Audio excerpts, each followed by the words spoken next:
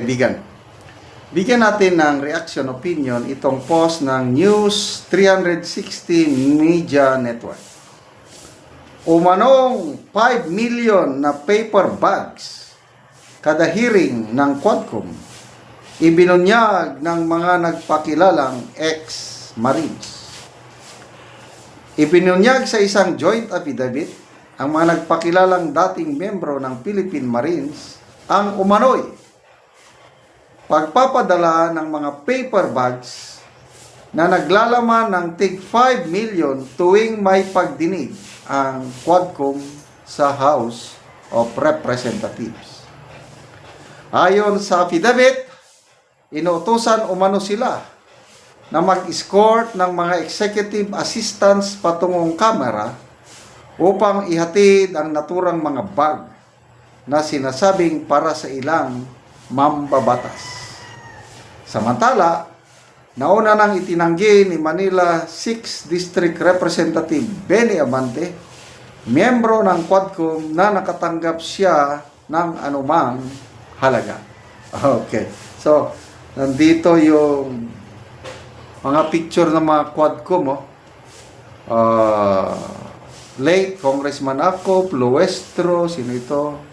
Johnny Pimentel, Ace Barbers, Abante, Dan Fernandez, sino itong isa, hindi ko ano. So, mga Quadcom. Okay? So ito, aligasyon. Hindi pa naman lang aligasyon ng mga ex-Marines na nagtrabaho kay Saldico. And natural yan. Lahat ng mga Quadcom, hindi yan aamin.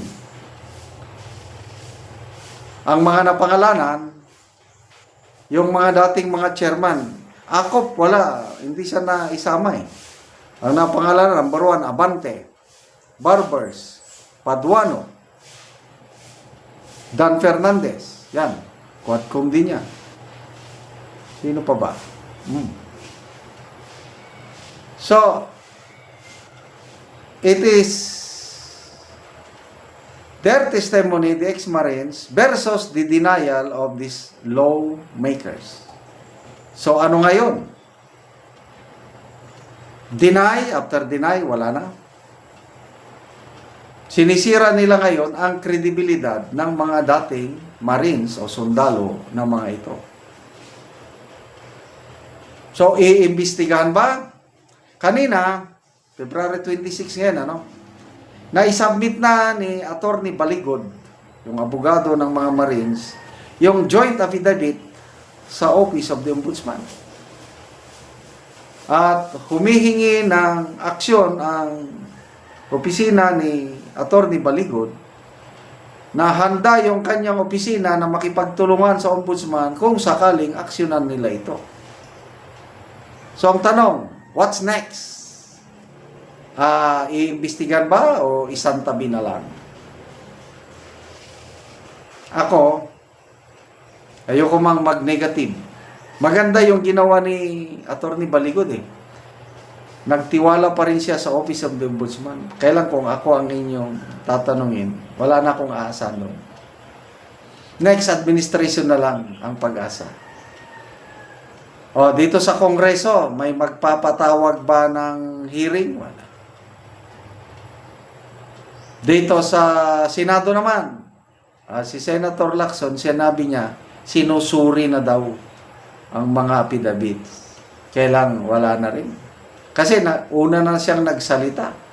Ang kanyang opinion, duda siya sa timing, parang meron daw kaparte ito ng destabilization efforts para pabagsakin ang gobyerno Marcos Jr. So wala na ito. Court of public opinion na lang tayo kung kanino mas naniniwala ang taong bayan, sa ex-Marines ba or sa mga nagde-deny na mga kongresista. Okay, magbasa tayo sa mga comments. Tito de la Cruz, ay, paper bag lang pala. Siyempre, yung mga iba, maleta. Ba't dito? Kasi every hearing Ilang hearing ba? Correct me if I'm wrong. Estimate ko, umabot ata ng 15 hearings.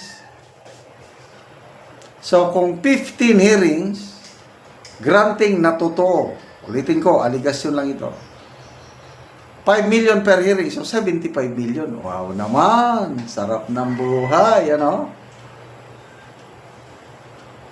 So, ano bang resulta ng Quadcom? Ano bang naitulong nila sa mga Pilipino? May napatahimik ba na komunidad? May nailigtas ba na buhay nang dahil sa Quadcom hearing nila? Meron pang naipasang batas? Mayroon bang na-amend na batas? Parang palagay ko wala eh. Nauwi sa wala. Kasi nga, ang paniniwala ng iba, persecution sa mga Duterte ang Quadcom. Kasama sa grand design para pabagsakin ang mga Duterte. Kasama na rin yung pagpapaaresto, pagkidnap kay Tatay Digong natin para dalhin sa ICC Netherlands. Oh. Rowena Sagibo, sa mga pumirma kaya, mga magkano? Kaya pala bilis nilang pumirma. O yan, nabanggit din yan. Na yung mga pumirma sa impeachment ni Pipi Sara, meron din daw sila, hindi pa nailalabas. Baka nasa second batch. Kasi may 12 pa na dating trabahante ni Saldico. Siguro karamihan sila ay dating mga ex-soldiers, Marines man o Army.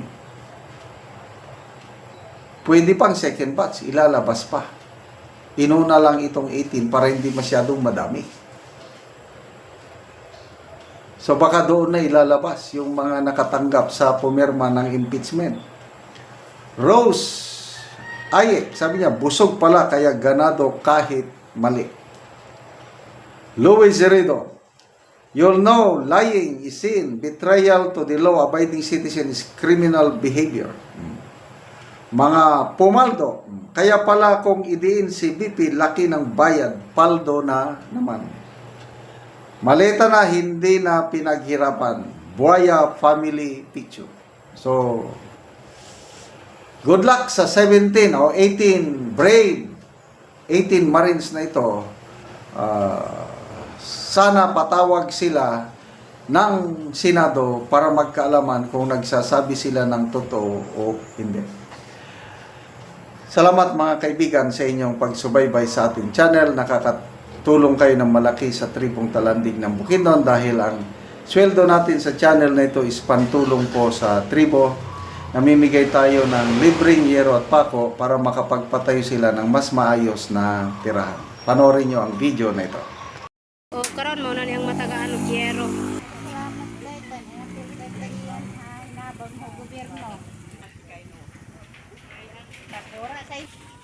Oh, nagpasalamat si nanay nga matagaan og yero. Oh, so kuha na kayo ang sulod ni nanay. So kung maulan, tulo na gyud oh. Tulo na gyud. So tulo na gyud kayo ang kuha ni nanay. Ang balay. So gipangsapahan na lang gyud. Sapahan na gyud kay ga. So si nanay mo na siya ang balay nga tuluan na kaayo. So gipangsapahan na lang gyud.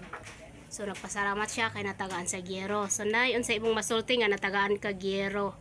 Dako among pagpasalamat kay naapil mi aning hinabang nga sin na kaatok gyud ni nga dili nami tuluan. Kay kung wala mi naapil ani tulo gyud ang among balay. Basa gyud ni gaulan.